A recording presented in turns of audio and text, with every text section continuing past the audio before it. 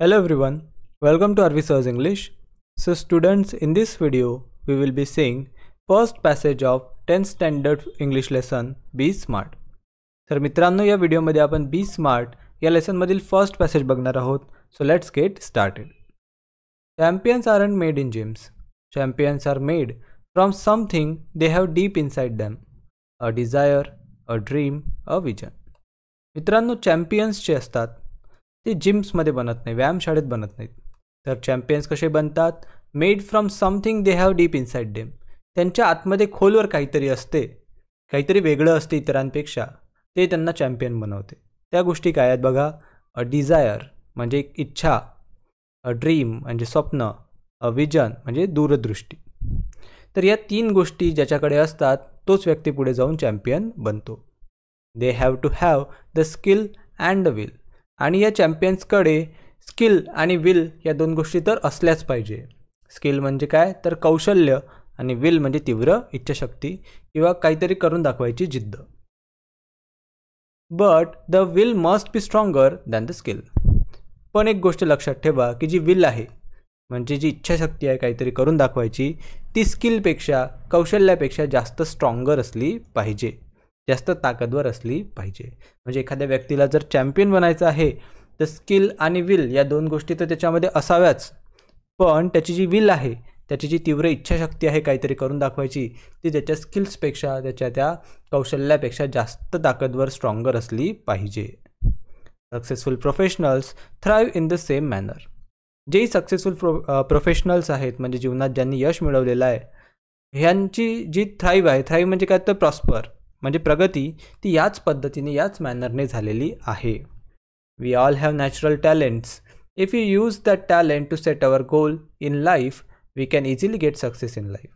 आपल्या सर्वांमध्येच natural talent आहेत, म्हणजे नैसर्गिक टॅलेंट्स आपण ज्याला म्हणू, गुण.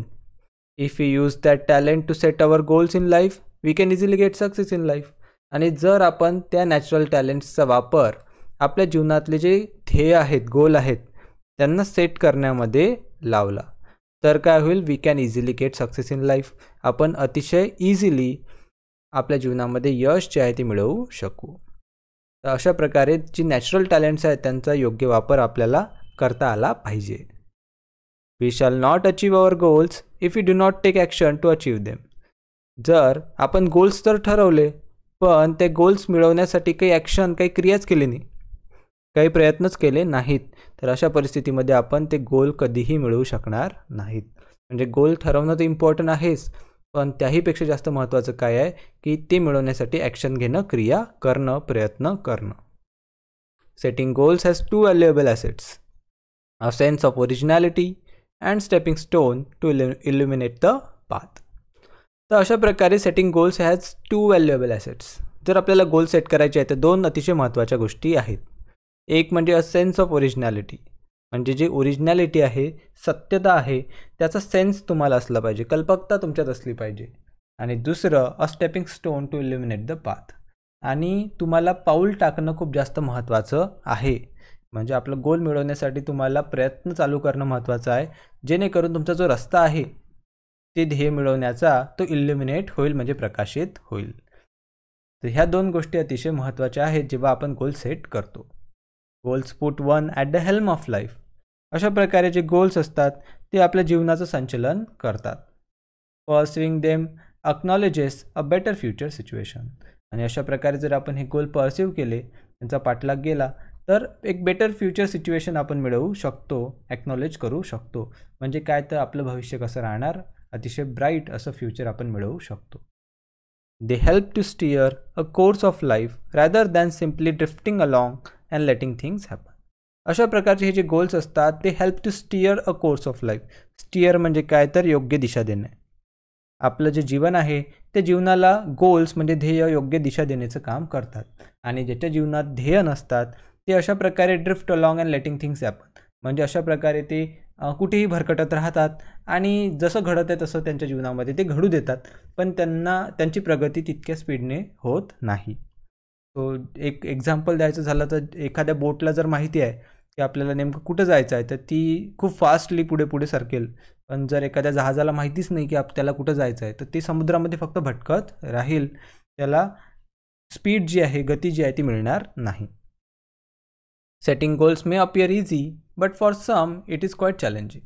अशा प्रकारे मित्रांनो, गोल सेट करणं जरी तुम्हाला सोपं वाटत असलं तरी काही लोकांसाठी ते चॅलेंजिंग म्हणजे आव्हानात्मक काम आहे, तितकं सोपी नाही. Fear of failure may be avoided in the absence of any गोल. जर तुमच्या जीवनात गोलच नसेल, ॲब्सेन्स ऑफ एनी गोल म्हणजे काय, तुमच्या जीवनात ध्येयच नाही आहे, तर fear of failure may be avoided. तर तुम्ही फिअर ऑफ फेल्युअर अवॉइड करू शकता. म्हणजे अपयशाची जी भीती आहे ती तुम्ही अवॉइड करू शकता. पण कधी जेव्हा तुमच्या जीवनात गोल्सच नाही, एखाद्याच्या जीवनात गोल्सच नसेल तर त्याला अपयशी व्हायची भीती वाटणारच नाही. But this is not a good thing. ही एक चांगली गोष्ट बिलकुलच नाही आहे.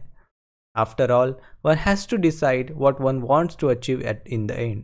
शेवटी काय आहे की एखाद्याला शेवटी काय हवं आहे, नेमकं जीवनात काय हवं आहे ते त्याला आधीच डिसाईड करावं लागते. To accomplish goals experts recommend a 5 steps approach. अशा प्रकारे जर तुम्हाला तुमचे गोल अकम्प्लिश करायचे असतील, म्हणजे मिळवायचे असतील, पूर्ण करायचे असतील, तर एक्सपर्ट्स जे असतात त्यांनी 5 स्टेप्स, 5 जे असे मार्ग आहेत, मार्ग म्हटल्यापेक्षा पाऊलं आहेत, ते आपल्याला सांगितलेले आहेत. Smart goals are a methodology of thinking that helps people reach success.